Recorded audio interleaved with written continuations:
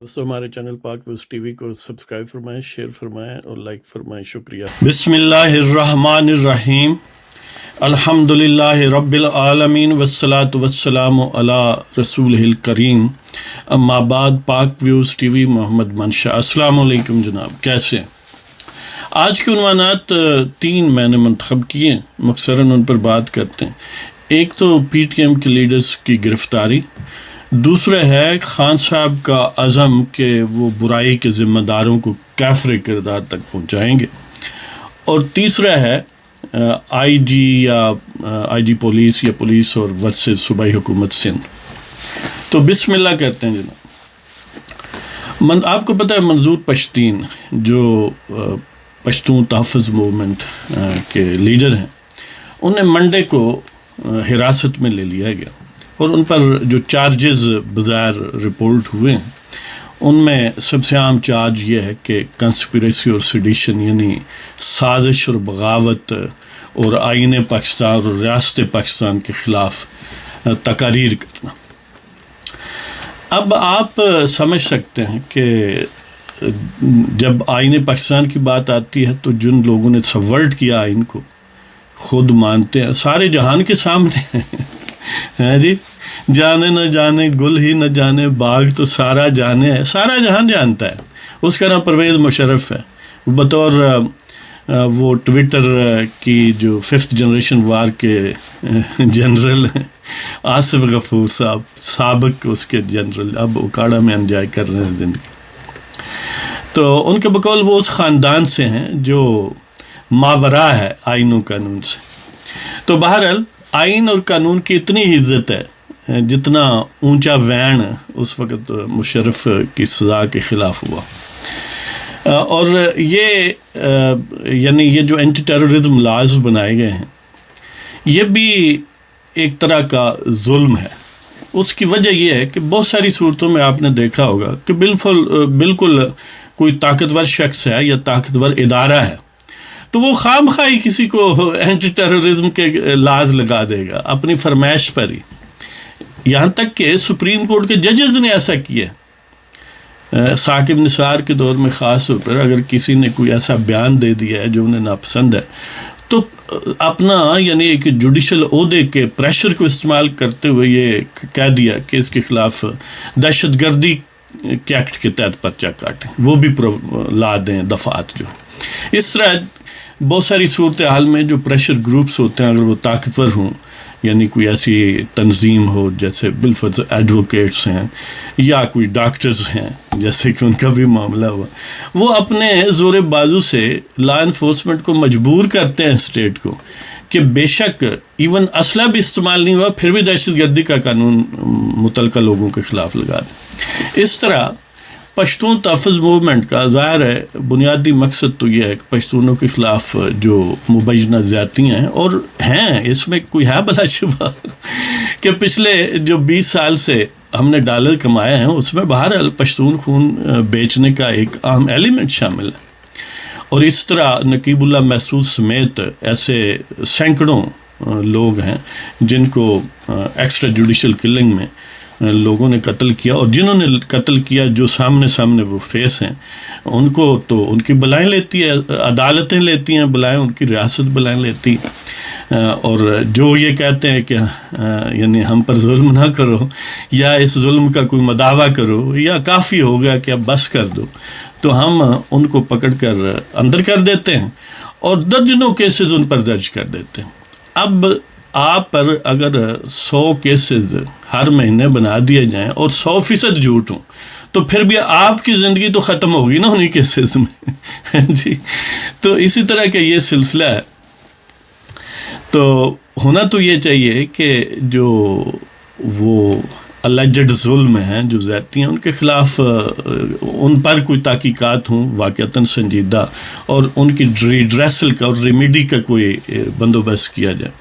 یعنی جو ہم نے پچھلے 20 سال سے پاکستانیوں کو بیچ کے یا کسی اور کو فیسیلیٹیٹ کر کے لوگوں کو قتل کرنے کے لیے اپنے ملک میں یا نیبرنگ ملک میں جو پیسے ہمیں دیے گئے ہیں، جو چند ڈالر پھینکے گئے ہیں، وہ کسی بھی صورت میں ہوں، وہ کولیشن سپورٹ فنڈ کی صورت میں ڈائریکٹ پیسے ہوں یا کسی اور چینل سے فیسیلیٹیٹ کیے گئے ہوں، جیسے کہ ہم لونز وغیرہ لیتے ہیں، مختلف ایڈز وغیرہ لیتے ہیں، ان کا 10% بھی ان مقتولین اور جن کو ہم نے بیچا ہے ان کے لواحقین پر خرچ کر دیں تو میرا خیال ہے کافی مداوع ہو جائے، اور ساتھ یہ معذرت کر لیں کہ یہ غلطی ہوئی ہے اور آئندہ اس سے پرہیز ہوگا، تو یہ بڑی حد تک ریڈریسل ہو جائے۔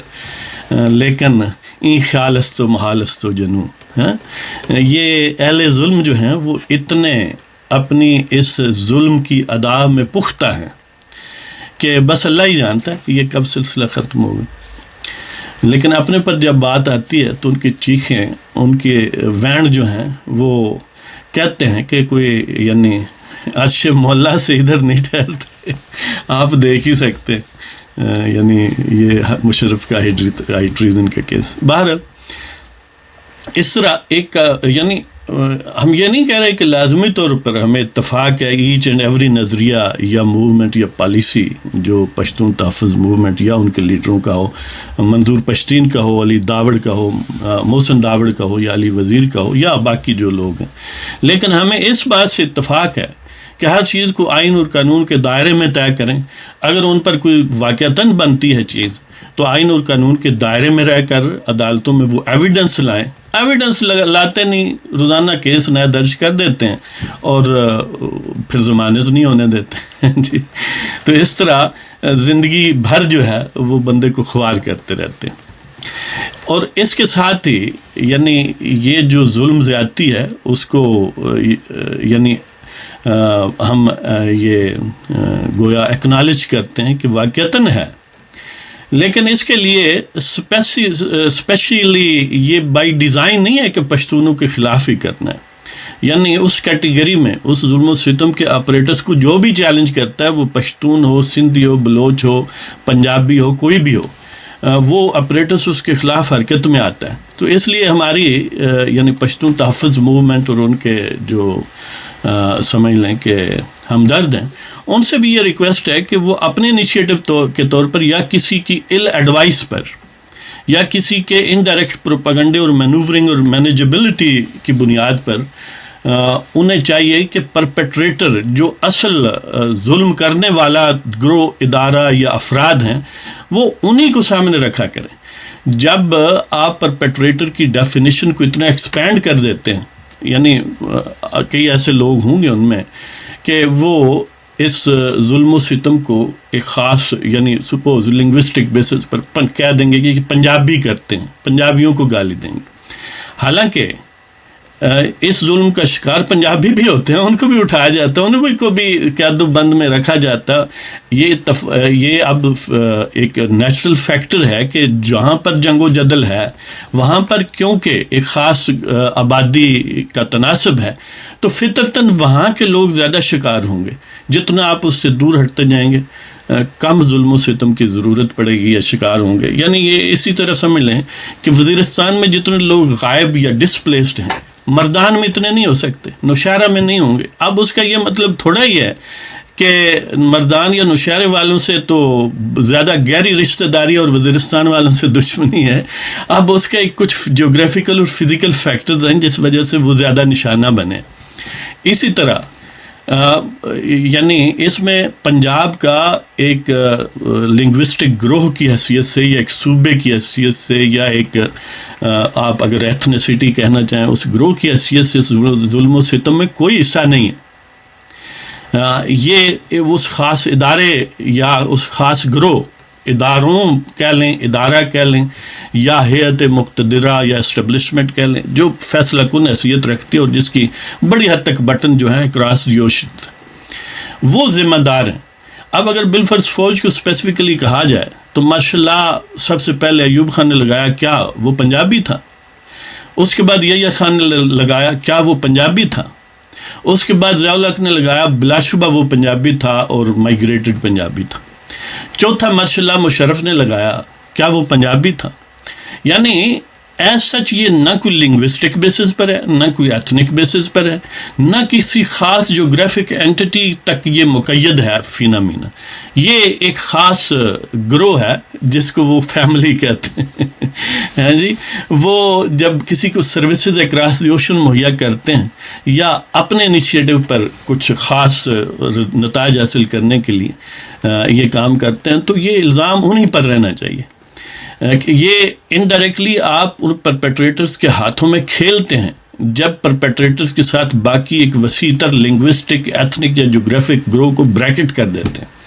مثلا اگر ایک اے شخص نے بی کو قتل کیا ہوا، اب بی اے پر فوکس نہ کرے بلکہ 100 بندوں کو اور ملا دے، تو یہ اے کی مدد ہوگی، یہ بی کی مدد نہیں ہوگی. لہذا جب آپ ان پرپیٹریٹرز کے ساتھ 12-14 کروڑ سپوزڈلی لوگوں کو نتھی کر دیتے ہیں تو آپ ان کے ہاتھوں میں کھیل رہے ہیں، آپ اپنے مفاد کے خلاف بات کر رہے ہیں، آپ اپنے پاؤں پر کلہاڑی مار رہے ہیں. اس لیے کہ یہ ایک فطری بات ہے کہ جب آپ پرپیٹریٹرز کو ایکسپینڈ کر دیں گے، دیکھیں نا مثلا ایک ایپیسوڈ ہسٹری میں ہے تاریخ اسلام میں، نبی پاک علیہ الصلوۃ والسلام کو جب شہید کرنے کا ناپاک منصوبہ ابو جہل اور اس کے لوگوں نے بنایا تو اس نے اپنے تئیں یہ اسٹریٹجی گھڑی کہ کوئی ایک قبیلہ جتنا بھی طاقتور ہوگا وہ یہ کام نہیں کر سکتا، اس لیے کہ بنی ہاشم اس پر ٹوٹ پڑیں گے. لہذا اس نے ہر قبیلے سے کوئی ایک 2 بندے اکٹھے کیے، جوان اکٹھے کیے، تاکہ پرپیٹریٹرز اتنے ایکسپینڈ ہو جائیں کہ جن سے بدلہ لینا ناممکن ہو جائیں. تو یہ یعنی ایک آئیڈیا آپ کو دے رہا ہوں کہ آپ پرپیٹریٹرز کے گروہ پر فوکس رہیں، نہ کہ پرپیٹریٹرز کے ساتھ 10-12-14 کروڑ لوگوں کو بریکٹ کر کے ان کو تحفظ فراہم کریں یا ان پر الزام جو ہے اس کو ڈائلیوٹ کر دیں. یہ آپ کے مفاد کے خلاف ہے.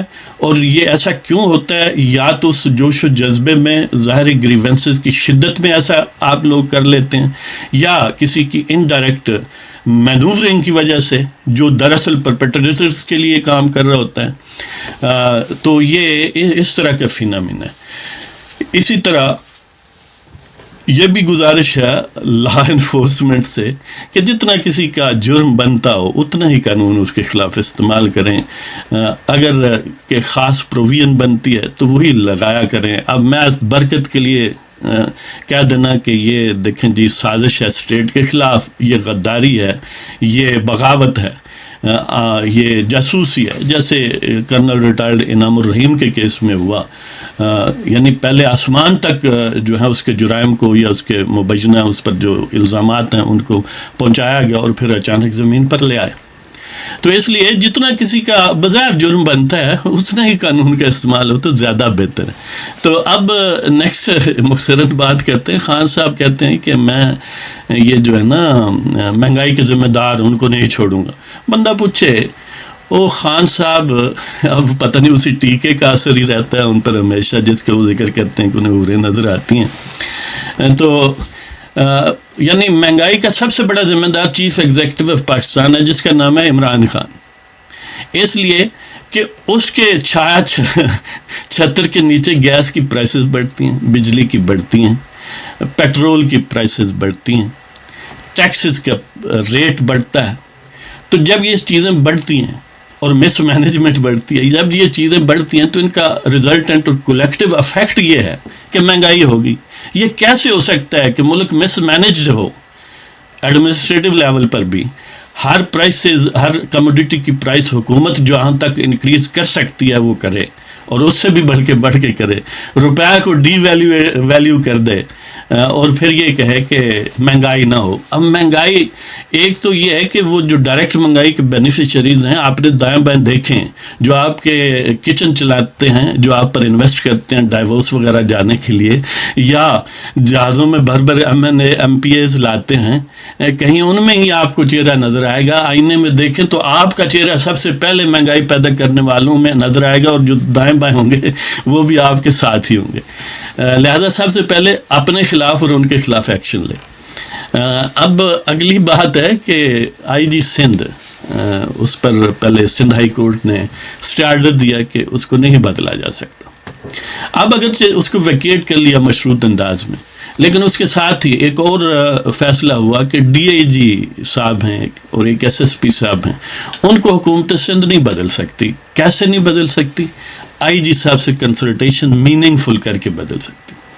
یعنی پہلے دیکھیں کہ آئی جی کو نہیں بدلا جا سکتا، پھر کسی سب آرڈینیٹ کو نہیں بدلا جا سکتا کیونکہ آئی جی سے پوچھ کے بدلنا ہے.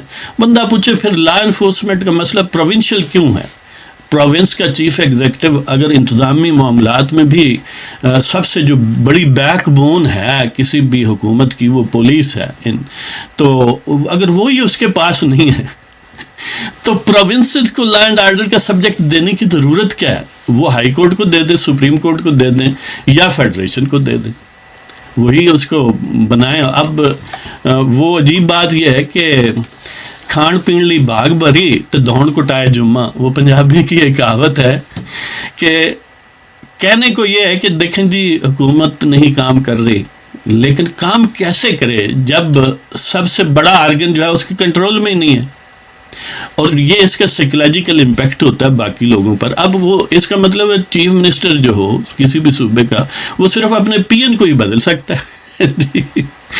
اگر وہ ایس پی کو نہیں بدل سکتا، آئی جی کو نہیں بدل سکتا، ڈی آئی جی کو نہیں چھیڑ سکتا، تو یہی ہے کبھی چوکیدار کو صبح کہے آپ دائیں ہو جائیں، پھر کہے بائیں ہو جائیں. ہاں جی.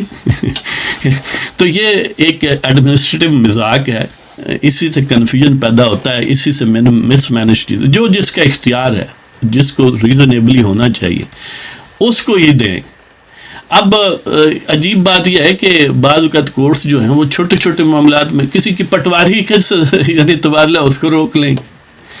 یعنی ہر ایک وہ میرا ایک دوست تھا، اب ریٹائر ہو گیا، جج صاحب تھے وہ بھی، تو وہ خاص ایک دن برہم اپنے کسی بھی جو اعلیٰ ترین یعنی ہائی کورٹ کے چیف جسٹس صاحب تھے، تو باتوں باتوں میں بڑے اس پر برہم. تو میں نے پوچھا جج صاحب کی گل ہے آج بڑے غصے؟ ارے یار یہ سارے تھانے دار ہی بننا چاہتے ہیں. یعنی جو ایک اسائنڈ رول ہے انڈر لا اینڈ کانسٹیٹیوشن وہ نہیں کرنا، بس تھرتھلی پھیلانے والا کام کرنا ہے.